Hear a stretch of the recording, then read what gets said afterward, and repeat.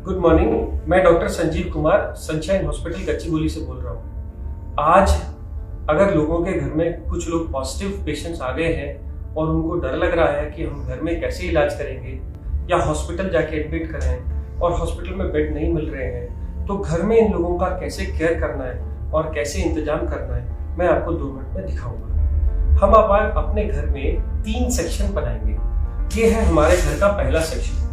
पहले सेक्शन में वो लोग रहेंगे जिन लोगों को कोई बुखार, जुकाम या कोरोना के फीचर्स नहीं है। जाकर के सब लोग टेस्टें कराने का कोई बेनिफिट नहीं है। जो लोग इन्फेक्टेड नहीं है, जिनको बुखार नहीं आ रहा, उनको सिर्फ 2-3 चीजों की जरूरत है। रोज अपना टेम्परेचर चेक करिए, फ्रीक्वेंट हैंड वॉश करिए, अगर घर में दूसरे से इंटरेक्ट कर रहे हैं तो फेस मास्क का यूज करिए और सोशल डिस्टेंसिंग, 1 हाथ की दूरी पे रहिए। इतने दूरी पे रहने पे कोरोना के फैलने का डर ऑलमोस्ट निल होता है। तो वो सब लोग, जो लोग ठीक हैं, जिन लोगों को फीवर नहीं आया है, वो लोग अपने घर के उस सेक्शन में रहेंगे जिस सेक्शन में दूसरे इन्फेक्टेड लोग नहीं है। जिनको फीवर आ गया है और जुकाम, बुखार, खांसी हो रही है, वो लोग घर के दूसरे सेक्शन में रहेंगे और इन दूसरे सेक्शन के अंदर जो लोग नॉर्मल हैं वो उनको डिस्पोजेबल्स में खाने का इंतजाम करेंगे। खाने में क्या खाएंगे? खाने में कोई भी वेजिटेरियन फूड, क्योंकि भूख कम हो जाती है, स्मेल कम हो जाती है, इसको आने में 1 महीना लगता है।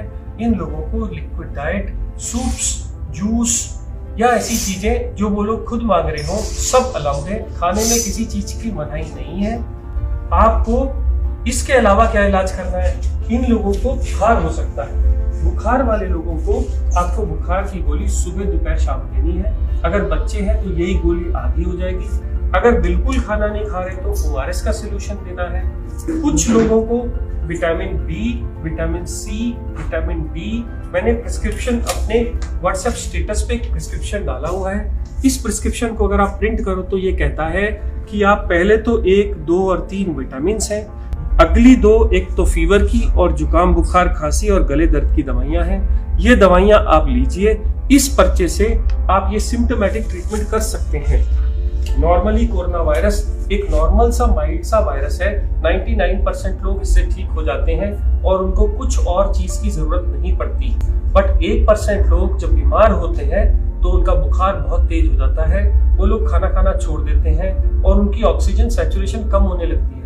हैबत होने पे ऐसे लोगों के लिए घर में हम लोग पल्स ऑक्सीमीटर लेके आते हैं। ये पल्स ऑक्सीमीटर हम पेशेंट्स को रोज लगाएंगे। लगाने के बाद, ये कनेक्ट करने के बाद, एक बटन दबाने से पल्स ऑक्सीमीटर ऑन हो जाता है और ऑन होने पे थोड़ी देर वेट करना है। ये आपको पल्स दिखाने लगता है। जब ये पल्स दिखाएगा तभी उस वैल्यू को मानना है। जब ये वैल्यू आ जाएगी तो ऑक्सीजन सैचुरेशन 100% बता रहा है। 90 से कम है तो ये पेशेंट सिक हैं। अगर 90 से ज्यादा है तो डरने की बात नहीं है। मैंने इतनी देर इसलिए वेट किया क्योंकि पल्स ऑक्सीमीटर लगभग 30 सेकंड ले जाता है नॉर्मल सैचुरेशन बताने के लिए। अब मान लीजिए अगर ये लोग 90 से कम ऑक्सीजन पे आ गए हैं, अब इनको हॉस्पिटल की फैसिलिटी पे ले जा रहे हैं पर बेड नहीं मिल रहे, तो हम क्या करें? जिसमें नॉर्मल लोग कोई भी एंटर नहीं करेंगे और इन सब लोगों को हम 14 दिन के लिए आइसोलेट करेंगे।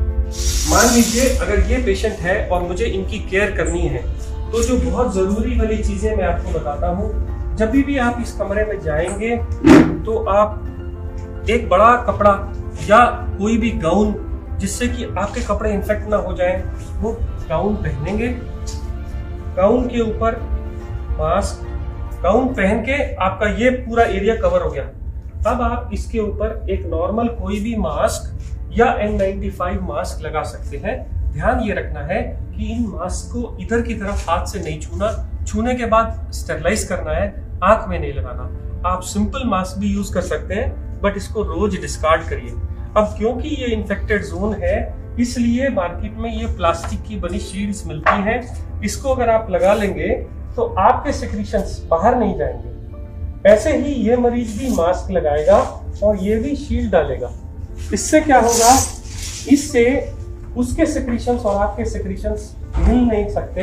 आपको इन्फेक्शन होने का चांस बहुत कम हो जाता है। इस आदमी के साथ अगर आप टाइम बिताना चाहते हैं तो सोशल डिस्टेंसिंग के हिसाब से इससे ज्यादा टाइम नहीं, ज्यादा 5 मिनट से ज्यादा टाइम ना बताइए। उनको खाने के लिए डिस्पोजेबल्स का खाने में दीजिए। जैसे मैंने पहले बताया, खाने में आप सब कुछ दे सकते हैं। अब इन लोगों की केयर करते समय याद रखिए कि वो लोग खूब हैंड सैनिटाइजर्स या सोप का इस्तेमाल करें। इसके अलावा आप जब भी इन लोगों का सेवा करेंगे तो आप ग्लव का यूज करेंगे। हर बार ग्लव्स को डालने के बाद ही आप पेशेंट को टच करेंगे। ये ग्लव अगर कपड़े के यूज कर रहे हैं घर के बने हुए, तो हर बार उनको घर से बाहर जाने के बाद उनको वॉश किया जाएगा। अगर डिस्पोजेबल यूज कर रहे हैं तो हर बार यूज करने के बाद थ्रो कर दिए जाएंगे। अब अगर आप ऐसी कंडीशन में उस पेशेंट के साथ उसकी केयर करते हैं, उसको खाना देते हैं, उसके ऑक्सीजन लगाते हैं या जो भी कुछ कर रहे हैं, आपको इन्फेक्शन आने का चांस कम हो। मान लीजिए अब ये पेशेंट का मैंने ऑक्सीजन सैचुरेशन चेक किया और ये 90 से कम था। मैंने पल्स ऑक्सीमीटर लगाया और ये पल्स ऑक्सीमीटर लगा के रहने दिया। ये पेशेंट को फीवर भी आ रहा है, इसका ऑक्सीजन भी कम है, तो मैं क्या करूंगा? मैं पल्स ऑक्सीमीटर को लगा ही रहने दूंगा। और ऐसा सिलेंडर मार्केट से मिल जाता है, इसकी रीफिल हो जाता है, 400 रुपए पर रीफिल लेता है, 1 महीना चलता है। इसमें एक नॉब रहती है, ये नॉब को अगर आप ऑन करेंगे तो ये लीटर्स बताता है कितने लीटर पे चल रहा है।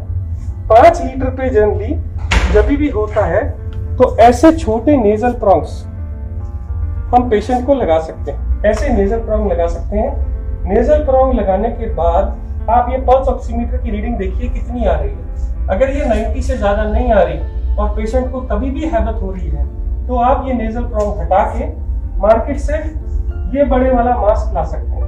इस मास्क से अगर आप सिलेंडर पे लगाएंगे तो 10 लीटर तक एक पेशेंट को ऑक्सीजन दी जा सकती है।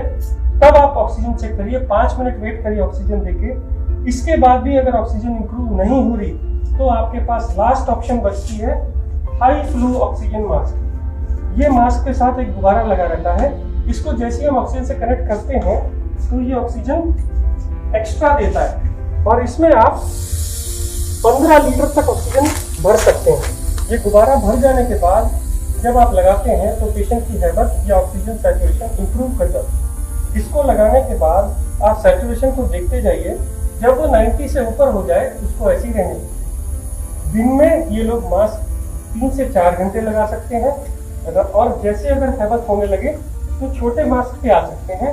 और अगर हो सके तो सोते वक्त बेड एंड को थोड़ा ऊंचा करके रखिए। अब इस कमरे की सेफ्टी के लिए कि इन्फेक्शन बाहर ना जाए, घर का बना फिनाइल या कोई भी एंटीसेप्टिक सॉल्यूशन से घर का पोछा मारिए। अब आप इस कमरे से जब बाहर आने लगे तो आपको सबसे पहला काम क्या करना है, ग्लव उतार के डस्टबिन में फेंक देने हैं और ये गाउन निकाल के आपको बाहर नहीं जाना। आप ये गाउन को हटा के उसी कमरे में छोड़ देंगे, मास्क शील्ड्स उसी कमरे में छोड़ देंगे और हैंड वॉश करके आप पूरा हैंड वॉश करके इस कमरे से बाहर आएंगे। 14 दिन तक अगर इन लोगों की ऐसे ही सेवा करी जाए तो ये लोग इंप्रूव हो जाते हैं। अब इन लोगों की दवाइयों का क्या? मैंने जैसे पहले बताया था, व्हाट्सएप स्टेटस पे एक और ट्रीटमेंट डाला है। ये ट्रीटमेंट उन लोगों के लिए है जिनको बेड्स नहीं मिल रहे, हॉस्पिटल फैसिलिटी नहीं है और दवाई देने का और कोई इंतजाम नहीं है। तो आप पुराने ट्रीटमेंट की तरह देखिए, ऊपर मैंने 4 मल्टीविटामिन लिखे हैं, उसके नीचे मैंने भूख लगने का सिरप लिखा है, नीचे हमने जो दवाइयाँ लिखी हैं वो सिम्टोमेटिक इलाज के लिए हैं, जैसे कि डेरिफिलिन, जैसे कि मॉन्टेलुकास्ट मैंने पहले बताई। इसके अलावा जो नीचे आने वाले इंजेक्शन या एंटीबायोटिक्स हैं जो डॉक्टर की गाइडेंस में लेने चाहिए, वो एक तो है डॉक्सीसाइक्लिन, सुबह शाम 5 दिन के लिए 10 गोलियां, ये लोग इतनी देर में इंप्रूव कर जाते हैं। और दूसरे हैं 2 इंजेक्शन। एक इंजेक्शन है ब्लड थिनर का, क्योंकि कहा गया है कि ऐसे लोगों को क्लॉट्स बन जाते हैं, इसलिए ये इंजेक्शन सुबह शाम देना है डॉक्टर की गाइडेंस में। और एक स्टीरॉइड का इंजेक्शन 10 रुपए का डेक्सामेथासोन, जो दिन में 1 बार लगेगा सुबह। अगर ये इंजेक्शन आपके पास में आपके घर का डॉक्टर लगा देता है तो आपको हॉस्पिटल के खर्चे या हॉस्पिटल के बेड अगर नहीं अवेलेबल है तो भी आप इंतजाम कर सकते हैं। कुछ लोग बोलते हैं हमारे पास इंजेक्शन की कोई भी सहूलियत नहीं है, कोई भी डॉक्टर नहीं आ रहा है, तो मैंने एक ब्लड थिनर एपिक्साबैन और एक स्टीरॉइड ओरल मिथाइल प्रेडनिसोलोन भी रखा है।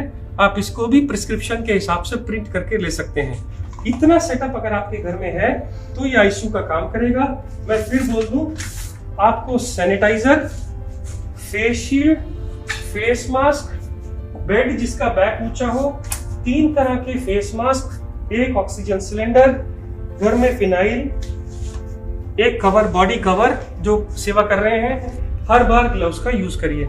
ये एक आईसीयू सेटअप है, क्योंकि आज भी कोरोना की कोई स्पेसिफिक दवाई या वैक्सीन आनी है और इससे ज्यादा ट्रीटमेंट अभी भी आईसीयू में नहीं हो रहा है। बहुत ही एक्सेप्शनल कंडीशन में 2 और दवाइयां हैं जो बगैर आईसीयू सेटअप के नहीं दी जा सकती। ये 99% इलाज हर लोगों तक अगर पहुंच जाए तो वो लोग जिनको मेडिकल सेवा अभी भी उपलब्ध नहीं है, वो लोग अपनी सेवा या अपने घर वालों की सेवा कर सकते हैं। मैं doctor Sanjeev Kumar Sunshine hospital से बोल रहा हूँ।